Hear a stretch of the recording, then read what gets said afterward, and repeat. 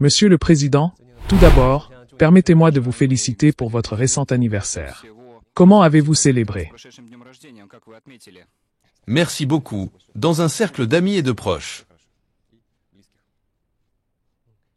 Je tiens à dire que vous êtes en excellente forme et vous avez encore le temps de vous entraîner, Dieu merci. Je pense que c'est nécessaire pour pouvoir travailler intensément. L'entraînement n'est pas une fin en soi, mais un moyen d'atteindre des objectifs vraiment importants. Cela permet de travailler intensément et d'obtenir les résultats nécessaires. Nous avons vu des documents montrant qu'entre 2015 et 2017, vous avez appris à jouer au hockey et à patiner. Vous y parveniez plutôt bien et marquiez de nombreux buts. Oui, j'ai commencé à patiner il y a seulement 10 ans. Avant cela, je ne savais même pas tenir sur des patins. Mais j'ai essayé, commencé, et je joue encore aujourd'hui. Pourquoi maintenant? Parce que j'y prends plaisir. Les sports d'équipe sont toujours intéressants, émotionnellement captivants, et permettent de se détendre véritablement des tâches quotidiennes. Donc, vous avez appris ensemble, c'est ça?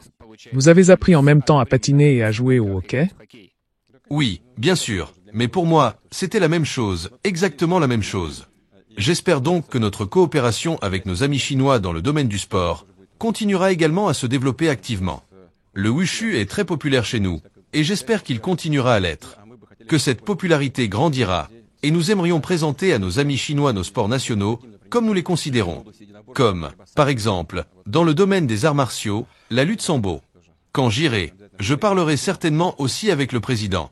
Sur ce sujet, je lui proposerai également des initiatives des deux côtés et demanderai son soutien pour ces projets impliquant les jeunes et les sportifs. Pour établir et élargir les contacts dans le domaine du sport. Mais passons maintenant à notre interview. S'il vous plaît, Monsieur Tunin. Monsieur le Président, tout d'abord, permettez-moi de vous remercier pour avoir accepté cet entretien avec notre média chinois. Je sais que c'est la première fois en 2 ans que vous donnez une interview à une chaîne de télévision chinoise. En mars de cette année, une déclaration commune russo-chinoise a été publiée, soulignant que les relations entre nos deux pays sont à leur plus haut niveau historique. Lors du récent forum de Valdaï, vous avez mentionné que la coopération russo-chinoise est un facteur stabilisateur important dans les affaires mondiales. Pourriez-vous développer votre évaluation des relations entre nos deux pays et leurs perspectives de développement? Les relations entre la Russie et la Chine, vous savez, actuellement, je vous dis ce qui me vient à l'esprit immédiatement, juste après que vous ayez formulé la question. Elles ne se sont pas construites sous l'influence de la conjoncture mondiale actuelle. Ce n'est pas le résultat d'une conjoncture politique passagère dans le monde. Les relations russo-chinoises se sont construites au fil de 2 décennies, avec soin, calme et à chaque étape. Et la partie russe, comme la partie chinoise, se sont avant tout basées sur leurs intérêts nationaux respectifs, tels que chacun les comprend. Et en cherchant à chaque fois à progresser d'un pas supplémentaire des deux côtés. Nous avons toujours prêté attention aux avis et aux intérêts de l'autre partie. Sur chaque question, nous avons toujours cherché à trouver un compromis, même s'il s'agissait de sujets complexes hérités des temps passés. La bonne volonté a toujours été à la base. C'est ainsi que nous avons résolu les questions de démarcation des frontières, qui, jusqu'à ce moment-là, n'avaient pas été résolues pendant 40 ans. Mais ce désir d'éliminer tout ce qui, d'une manière ou d'une autre, aurait pu nous empêcher d'avancer ensemble était si fort des deux côtés que nous avons trouvé des compromis acceptables pour chacun. Ensuite, nous avons commencé à développer nos relations économiques, comblant progressivement les niches qui, à un moment donné, étaient occupées par d'autres pays, mais qui n'étaient pas aussi efficaces que notre coopération mutuelle dans tel ou tel domaine. Par exemple, dans le domaine de l'énergie, qui occupe une place particulière dans nos relations. Progressivement, la Russie est devenue le principal fournisseur de ressources énergétiques à la Chine, se classant au premier rang en termes de valeur des exportations. De son côté, la Chine est devenue progressivement le premier partenaire commercial de la Russie en termes de volume d'échanges commerciaux. La Russie, quant à elle, a atteint la 6e place parmi les partenaires économiques et commerciaux de la Chine. Je tiens à souligner qu'à différentes périodes, nous avons eu des proportions différentes entre exportation et importation. Nous nous sommes efforcés de répondre aux besoins de l'économie chinoise.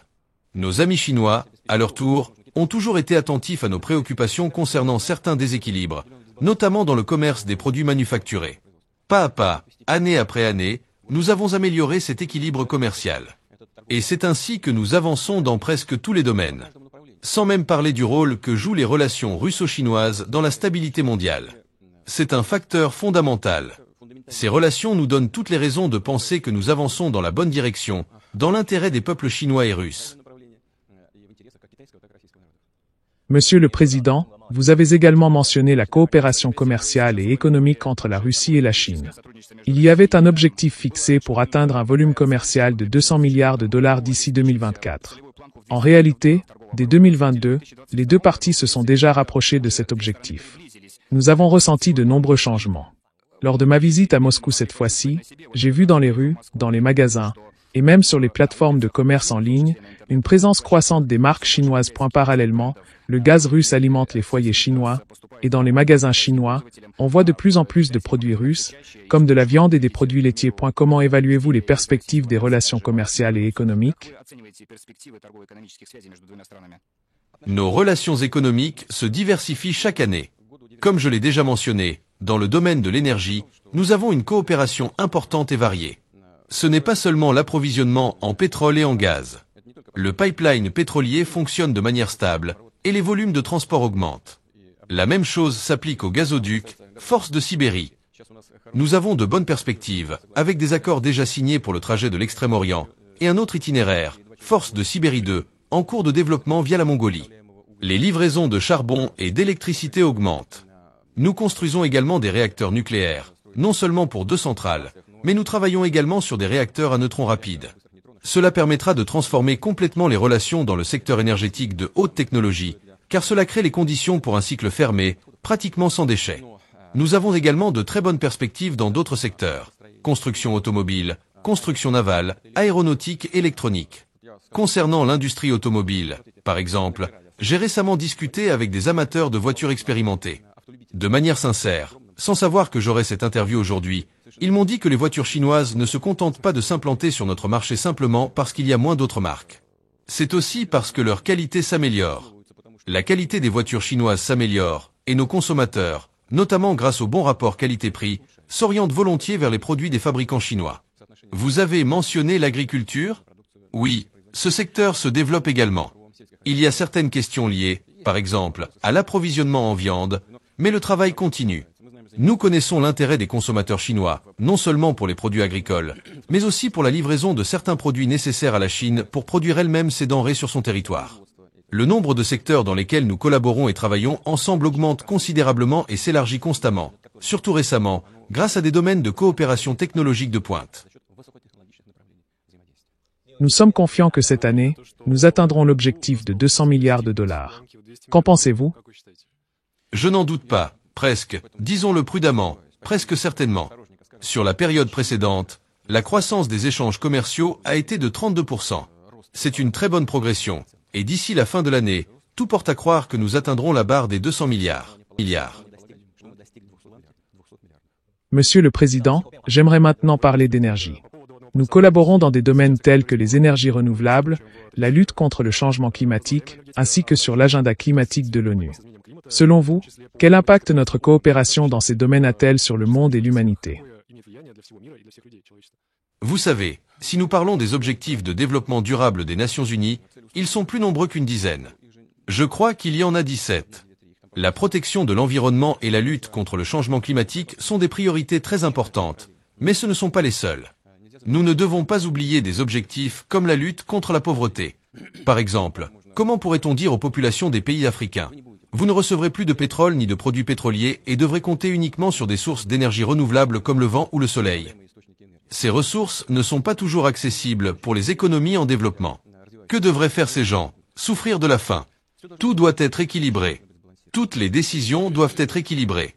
Dans ce contexte, si nous parlons de l'initiative « Une ceinture, une route » du président Xi Jinping, il a formulé il y a environ 10 ans. Cette idée a été très opportune et se développe bien. Elle repose sur une tentative de réunir les capacités de nombreux pays pour atteindre des objectifs communs de développement. Aujourd'hui, savez-vous combien de pays participent, d'une manière ou d'une autre, à la réalisation de cette idée du président Xi Jinping? 147. Cela représente 2/3 de la population mondiale. À mon avis, c'est déjà un succès. C'est une initiative bonne, juste et technologiquement bien conçue, qui progresse. Oui, nous constatons que certains l'aperçoivent comme une tentative de la Chine de dominer d'autres pays. Mais nous ne le voyons pas comme cela. Nous voyons simplement un désir de coopérer. nos propres idées concernant le développement de l'Union économique eurasienne, par exemple, et la construction d'une grande Eurasie, coïncidant entièrement avec les idées chinoises dans le cadre de la coopération proposée par l'initiative Une ceinture, une route. Regardez, nos pays membres de l'Union économique eurasienne, UEE, ont reçu 24 milliards de dollars d'investissement grâce à notre travail commun. Qu'y a-t-il de négatif là-dedans? Chaque pays choisit lui-même, dans le cadre de formats bilatéraux ou multilatéraux, ce qui lui est avantageux ou non. Rien n'est imposé. Cela stimule et crée des conditions pour le développement. On peut en dire autant du développement des infrastructures logistiques. Récemment, nous avons construit 2 ponts sur le fleuve Amour avec la Chine. À mon avis, c'est bénéfique pour les gens. Cela augmente les échanges humains. C'est également bon pour les affaires et pour le développement économique, car cela permet d'accroître les échanges commerciaux. C'est pourquoi nous saluons cette initiative du président Xi Jinping. Nous travaillons ensemble et nous continuerons de le faire. Monsieur le Président, vous avez également mentionné que l'intégration entre l'UEE et l'initiative Une ceinture, une route est un projet très important, une sorte d'intégration des intégrations. Cette fois-ci, vous participerez au sommet Une ceinture, une route. Quelles sont vos attentes à cet égard? Je pense que nous trouverons. Comme je l'ai déjà dit, les pays membres de l'Union économique eurasienne ont déjà reçu 24 milliards de dollars d'investissement grâce à cette initiative Une ceinture, une route. Ce montant augmente, car le nombre de projets mutuellement avantageux ne cesse de croître. Ces projets ne profitent pas seulement aux pays qui reçoivent des crédits dans le cadre de cette initiative. Ils profitent également à la République populaire de Chine, car elle obtient des produits et des conditions favorables pour un meilleur développement. Tout cela repose sur des bénéfices mutuels. Peut-être est-il encore tôt pour en parler, mais je suis certain que de nouveaux contrats seront signés. Des contacts seront établis entre les acteurs économiques. Les dirigeants des gouvernements et les chefs de différents ministères et départements, qui travaillent directement sur ces projets, se rencontreront. Je ne vais même pas commencer à énumérer tout cela. J'ai pris connaissance des propositions du gouvernement russe dans divers domaines. Tout cela est présenté en détail sur plusieurs pages. Chaque projet représente quelque chose sur lequel nous travaillerons pendant 1 an, voire une décennie ou plus.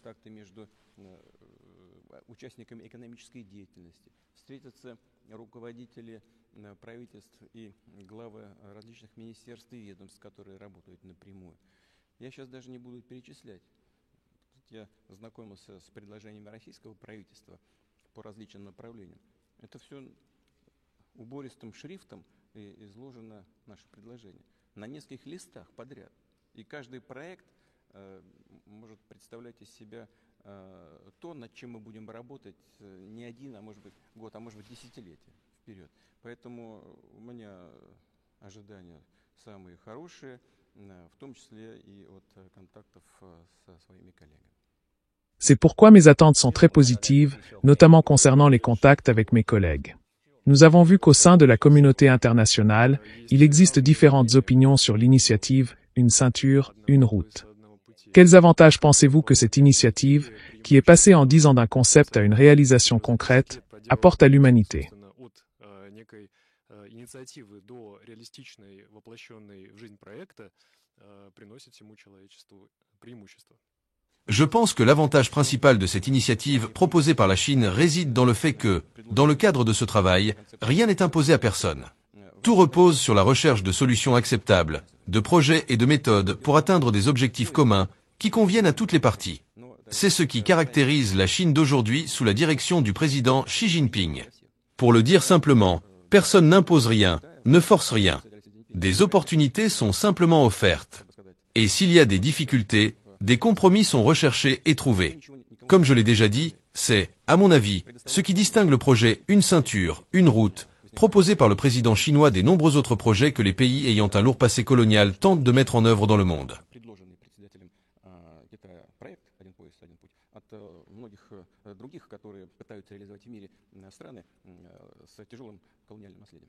Qu'est-ce qui rend nos relations si solides? Nous avons de nombreux intérêts communs et des projets conjoints, y compris dans les domaines humanitaires et sportifs. Par exemple, selon le ministère de l'Éducation de la Fédération de Russie, le nombre d'élèves russes passant l'examen d'État unifié en langue chinoise a doublé.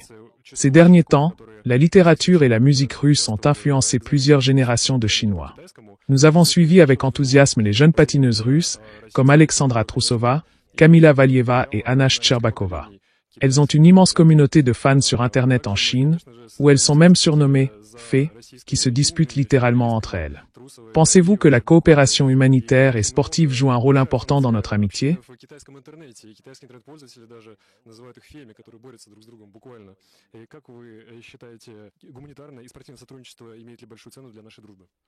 Bien sûr, la coopération sportive, en tant que partie de l'interaction humanitaire, est très importante, car elle établit des contacts directs entre les gens. Le fait qu'il y ait des fans chinois de nos athlètes n'est pas surprenant, car ce sont des étoiles brillantes. Mais nous suivons également avec grand respect les succès des athlètes chinois. Nous observons toujours comment le travail est organisé dans le domaine du sport en Chine. Y a-t-il des athlètes ou des disciplines sportives spécifiques qui vous intéressent particulièrement? Nous connaissons bien les athlètes chinois, par exemple dans le domaine du tennis de table ou dans d'autres disciplines importantes. Cependant, il est tout aussi crucial d'établir des contacts à des niveaux plus modestes. L'éducation physique, les compétitions régionales ou celles entre établissements d'enseignement supérieur, entre provinces et régions de la Fédération de Russie. À mon avis, il faudrait explorer davantage ces possibilités. Ce serait très intéressant. Et en fait, cela se fait déjà dans le cadre de la coopération interrégionale, où mes collègues y accordent l'attention nécessaire. Je suis convaincu que cela continuera de se développer. Vous savez que nos relations sportives sont dépourvues de toute conjoncture politique ou économique. Malheureusement, le sport international actuel est de plus en plus commercialisé. Mais dans nos relations sportives, il n'y a rien de tel, et j'espère que cela ne changera jamais.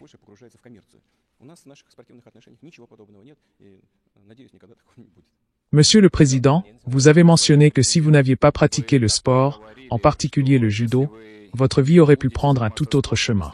Pourquoi dites-vous cela? Tout le monde le sait, ce n'est pas un secret. Je viens d'une famille ouvrière ordinaire. J'avais beaucoup de temps libre pour traîner dans la cour. Qui sait comment ma vie aurait évolué si je n'avais pas pratiqué le sport? Honnêtement, peu importe le sport en question. Ce qui compte, c'est d'en faire et d'y consacrer du temps. Cela m'a permis de me réaliser, non pas dans la cour ou au sein d'un groupe de jeunes indisciplinés, mais sur les terrains de sport. Dans mon cas, c'était sur les tatamis, où j'ai appris à établir des relations avec les autres, à respecter mes partenaires et à ne pas compromettre les relations humaines. Le sport éduque, et c'est extrêmement important. Aujourd'hui, dans un monde rempli de menaces comme celles provenant d'Internet ou du trafic de drogue, le sport joue un rôle essentiel dans la formation du caractère des jeunes. Il leur inculque des valeurs de vie solides et durables.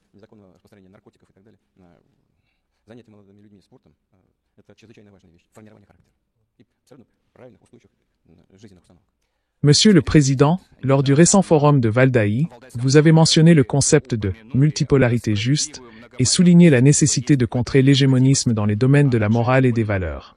Vous avez également critiqué l'ordre mondial basé sur des règles. Vous avez mentionné le colonialisme dans les mentalités. Pourquoi pensez-vous que cela est pertinent pour la démocratisation des relations internationales et la construction d'un monde multipolaire?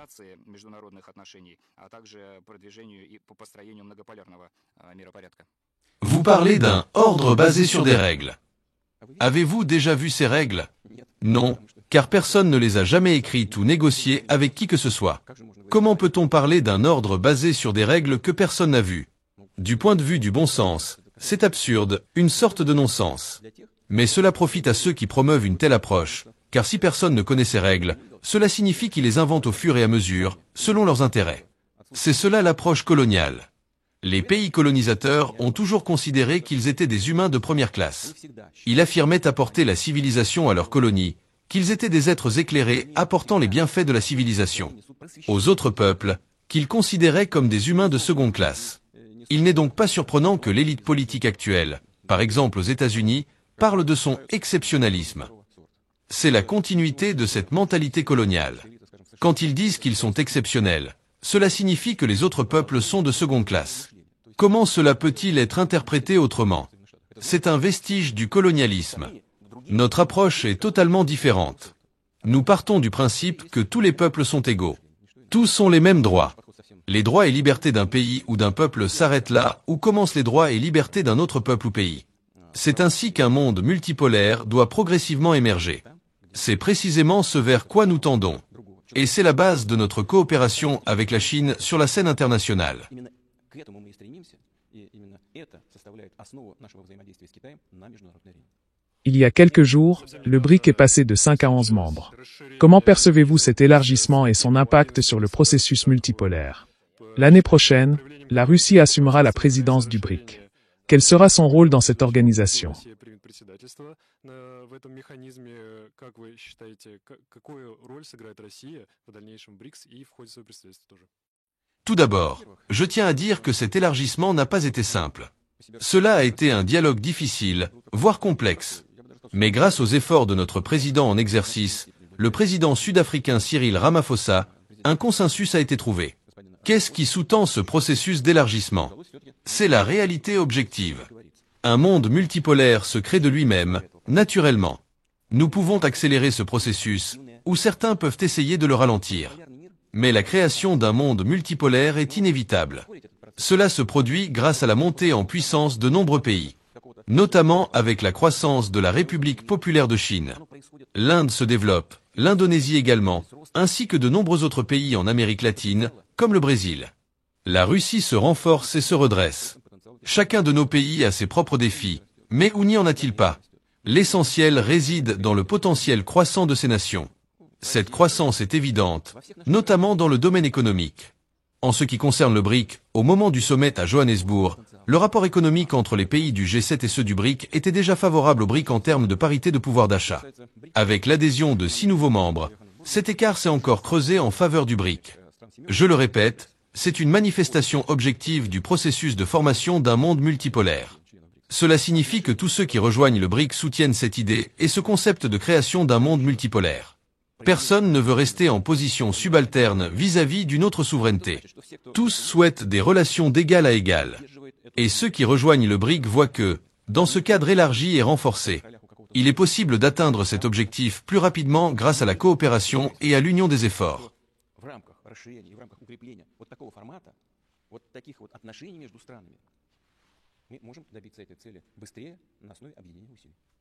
Monsieur le Président, vous êtes bien familier avec l'histoire. De plus, vous contribuez à la façonner.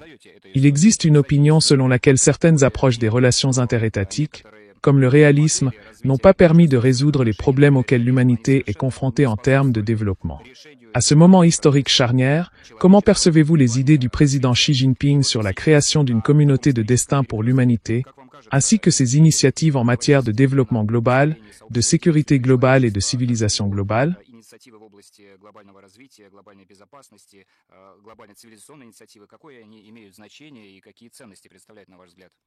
Merci d'avoir mentionné cela. Pourquoi? Parce que, si je ne me trompe pas, ces idées ont été formulées pour la première fois en 2013 lors de la visite de Xi Jinping à Moscou. Il s'était exprimé à l'Institut d'État des Relations Internationales de Moscou, MJIMO, et c'est là qu'il en a parlé pour la première fois. Bien sûr, c'est une approche globale de l'histoire de l'humanité. Tout est interconnecté. Aujourd'hui, avec la formation d'un monde multipolaire, ces idées sont encore plus pertinentes. Il en parlait en 2013, et aujourd'hui, elles se concrétisent réellement. C'est extrêmement important. Je veux revenir à ce que j'ai dit au début. Nous ne sommes pas guidés par des considérations opportunistes du moment. Nous essayons de réfléchir, d'évaluer la situation dans son ensemble et de regarder vers l'avenir. En ce sens, regardez, en 2013, il parlait déjà de la création d'un monde global interconnecté. Et il a ensuite proposé l'initiative « Une ceinture, une route ». C'est la concrétisation pratique de ce dont il parlait, même si c'était à un niveau plus théorique à l'époque. Je pense que la cohérence et le mouvement vers des objectifs communs, tout en comprenant l'essence des événements en cours, caractérisent bien le président Xi Jinping et la politique de la République populaire de Chine.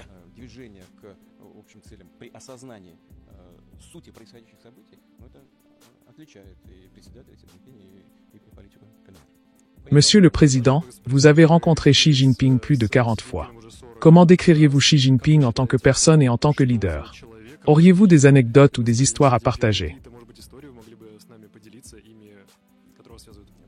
Le président Xi Jinping me considère comme son ami, et je le considère comme le mien.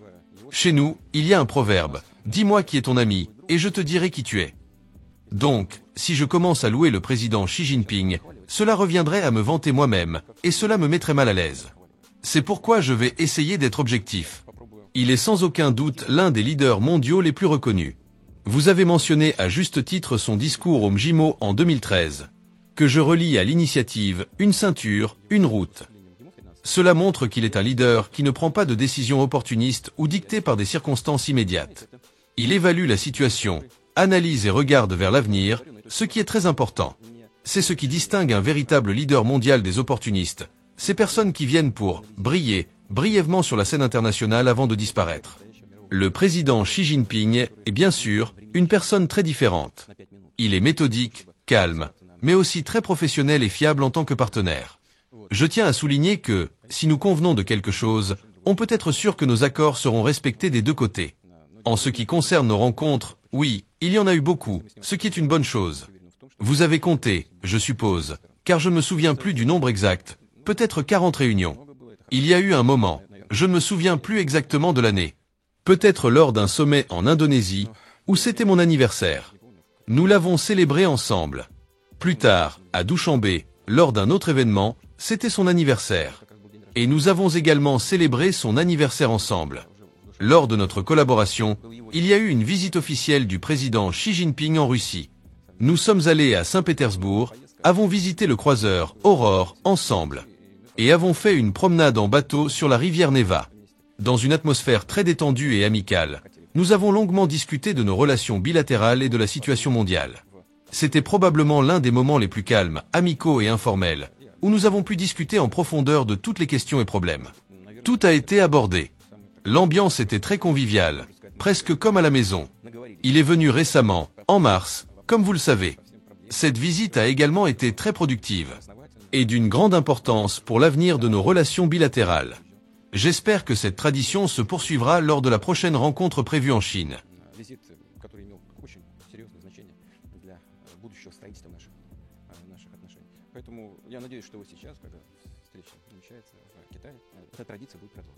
Concernant la crise ukrainienne, Monsieur le Président, comment voyez-vous les perspectives d'un règlement pacifique? Quand la paix sera-t-elle possible? Vous avez également mentionné le document chinois sur le règlement politique de la crise ukrainienne. Quelle est votre évaluation? Nous remercions nos amis chinois pour leur réflexion sur la manière de mettre fin à cette crise. Cependant, je tiens à rappeler que les hostilités en Ukraine n'ont pas commencé avec notre opération militaire spéciale, mais bien avant. En 2014, lorsque les pays occidentaux, qui étaient garants des accords entre le président Yanukovych et l'opposition, ont oublié leurs garanties en l'espace de quelques jours. De plus, ils ont favorisé un coup d'État. Des représentants officiels de l'administration américaine ont même déclaré qu'ils avaient dépensé beaucoup d'argent pour cela. Environ 5 milliards de dollars, selon eux. Je ne vais pas parler de révolution, ni de révolution de couleur, mais c'était un coup d'État. Certes, il était lié à des erreurs de l'administration en place, mais ces erreurs auraient dû être corrigées par des procédures démocratiques, et non par des milices dans les rues. Mais les pays occidentaux ont préféré agir autrement, en soutenant un coup d'État et en lançant, via le régime de Kiev, des hostilités dans le sud-est de l'Ukraine, dans le Donbass. Pendant 8 ans, ces hostilités ont tué des femmes et des enfants. Et personne en Occident n'a prêté attention à cela ou a fait semblant de ne pas voir. Même si des accords avaient été signés dans la capitale biélorusse, Minsk, connue sous le nom d'accord de Minsk. La Russie a tout fait pour suivre cette voie et résoudre le conflit. Mais cela n'a pas été permis. De plus, les dirigeants ukrainiens ont fini par déclarer ouvertement qu'ils n'aimaient pas ces accords de Minsk et qu'ils ne les appliqueraient pas. Tout cela, combiné au fait que les États-Unis ont commencé à intégrer l'Ukraine dans l'OTAN, a conduit à l'escalade du conflit. Je vous rappelle qu'au moment où l'Ukraine a proclamé son indépendance, le document fondateur de l'indépendance de l'Ukraine, la déclaration d'indépendance, stipulait que l'Ukraine serait un État neutre. Mais en 2008, sans raison apparente, l'Ukraine a été annoncée comme étant destinée à rejoindre l'OTAN. Il est encore difficile de comprendre pourquoi cela a été décidé. Et année après année, la situation a été de plus en plus tendue. Finalement, cela a conduit à la crise de 2014 et aux hostilités, ce qui a entraîné l'escalade à un niveau plus élevé. Le début de l'opération militaire spéciale de la Russie n'est pas le début de la guerre, mais une tentative de la stopper. Quant à savoir ce qui doit être fait pour que ce conflit soit résolu pacifiquement, nous n'avons jamais été contre cela. De plus, nous avons même convenu à Istanbul que nous étions prêts à prendre des mesures pour garantir les intérêts légitimes de la Russie en matière de sécurité. À ce moment-là, la partie ukrainienne avait proposé des conditions très strictes pour la sécurité, et nous avons pratiquement accepté ces conditions. Mais dès que nos troupes se sont retirées de la capitale ukrainienne, Kiev, la partie ukrainienne a jeté ces accords à la poubelle. Ces accords avaient même été paraphés par les chefs des négociations, mais ils ont été ignorés dès que la situation a changé. Et ils ont annoncé qu'ils allaient chercher à vaincre la Russie sur le champ de bataille. Il y a eu des tentatives de contre-attaque, mais les résultats sont encore absents, à part d'énormes pertes. Les pertes sont colossales, environ 1 pour 8. Nous connaissons bien sur les propositions de nos amis chinois. Nous les apprécions beaucoup. Je pense qu'elles sont tout à fait réalistes. Elles pourraient en tout cas servir de base à des accords de paix. Mais, malheureusement, l'autre partie ne souhaite pas entamer des négociations. De plus, le président ukrainien a émis un décret interdisant toute négociation avec nous. Comment peut-on négocier si l'autre partie ne le veut pas? Ils ont même légiféré pour interdire ces négociations. Donc, si la partie ukrainienne souhaite commencer ces négociations, il faudrait d'abord annuler ce décret et annoncer leur volonté de négocier. Nous sommes prêts, y compris en utilisant les propositions de nos amis chinois.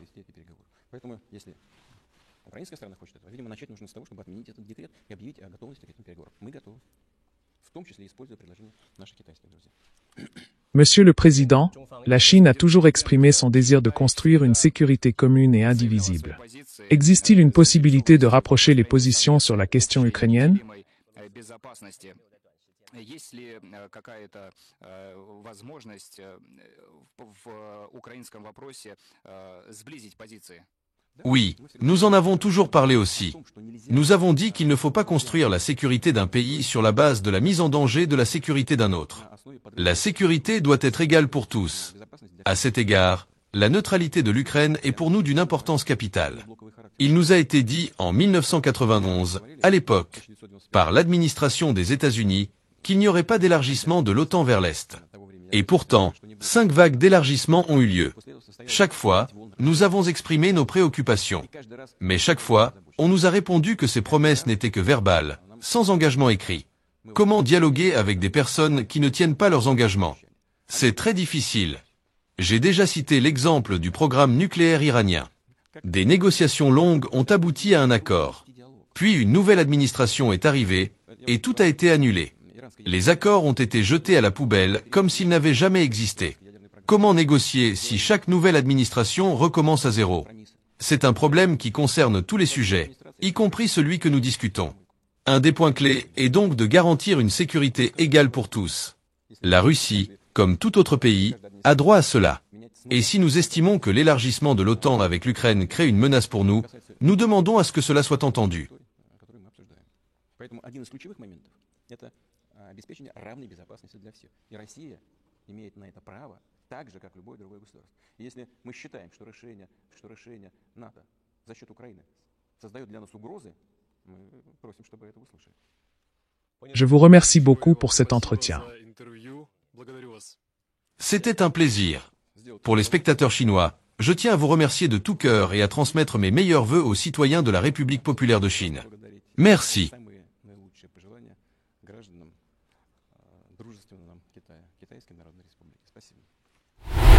Et vous, que pensez-vous des déclarations de Vladimir Poutine sur l'Ukraine et les relations sino-russes? Pensez-vous que cette alliance pourrait redessiner l'équilibre géopolitique mondial? Partagez vos analyses et vos réflexions dans les commentaires, et n'oubliez pas d'aimer cette vidéo et de vous abonner pour ne rien manquer de nos prochaines analyses. À très bientôt pour de nouvelles perspectives et débats.